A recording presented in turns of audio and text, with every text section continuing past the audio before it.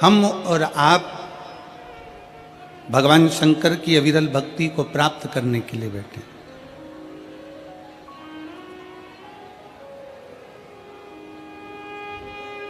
पर इतना याद रखो कि जितनी देर बैठो उतनी देर तुम्हारा दिल, तुम्हारा चित्त, तुम्हारा मन शिव में रहे। आप जितनी देर कथा को श्रवण करने के लिए बैठो उतनी देर तुम्हारा दिल भगवान शंकर में रमा रहे। शिव की स्तुति गाते रहो, शिव का नाम जप करते रहो।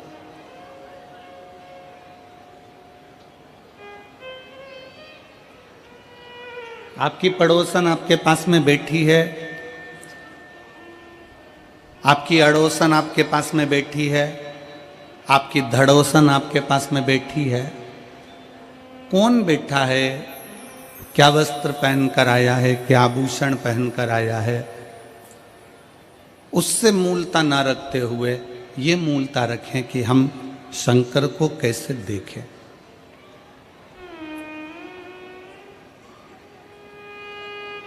और मेरे भोले तेरा सहारा है, मेरे भोले तेरा सहारा है, मेरी नैया का तू किनारा है, मेरी नैया का तू किनारा है। मेरे बाबा तुझे पुकारा है, मेरे बाबा तुझे पुकारा है, मेरी नैया का तू किनारा है, मेरी नैया का तू किनारा है। आप और हम जितनी देर भगवान की भक्ति में बैठे हैं, हर पल, हर घड़ी, हर क्षण, हर श्वास में उसको पुकारते रहे।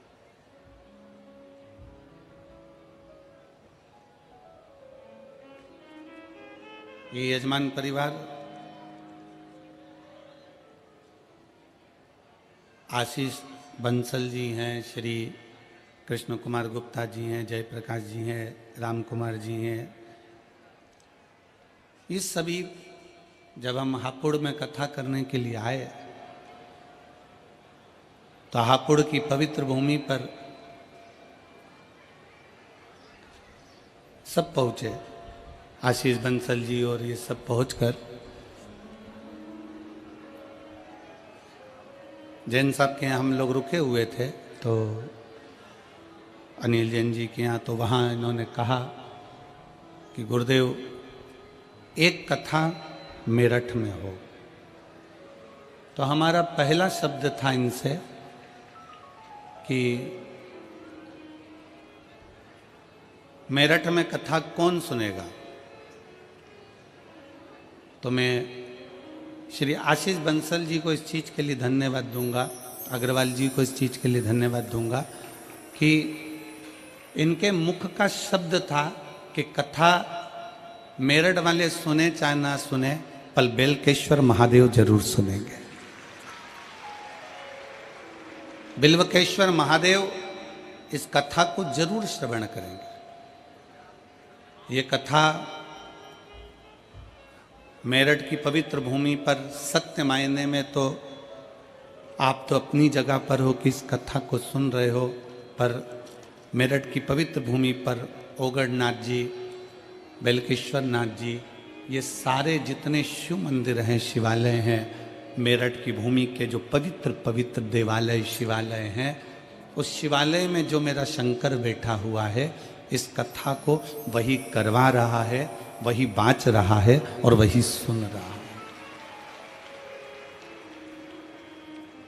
कोई दूसरा नहीं करवाने वाला है इसको, ना कोई सुनेगा। सुनने वाला भी शिव ही है। शिव महापुराण में प्रसंग आता है कि भगवान शंकर की कथा जब तुमरुका जी बाँचने के लिए तैयार हुए, तब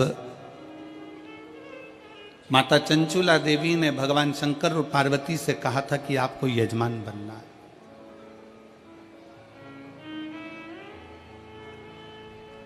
और हमने पहले भी कथा में कहा, आज फिर कहते हैं, मेरठ की इस पवित्र धरा पर, वीरों की इस भूमि पर,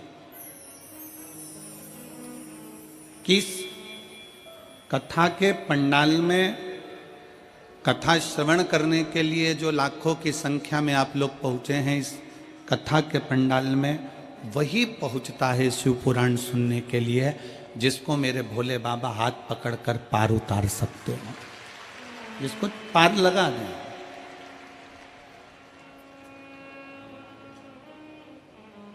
मेरे शंकर आपका हाथ पकड़कर आपको पार लगाएं तो मेरा शिव आपका हाथ पकड़े और आपको पार लगाने का प्रयास करें।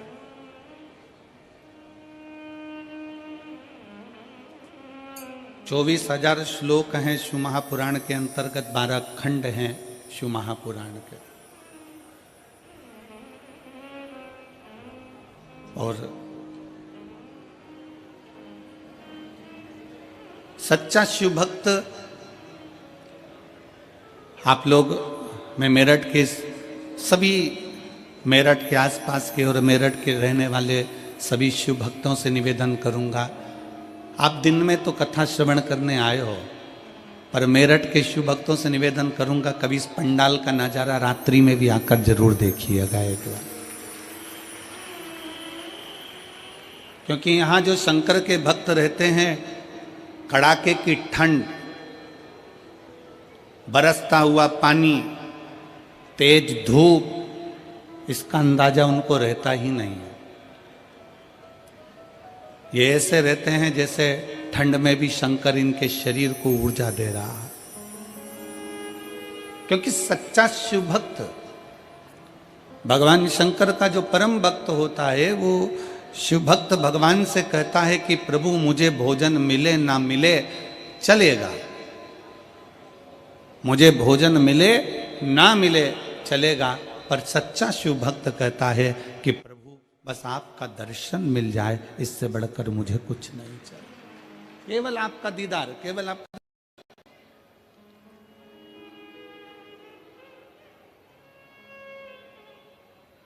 और एक बार ये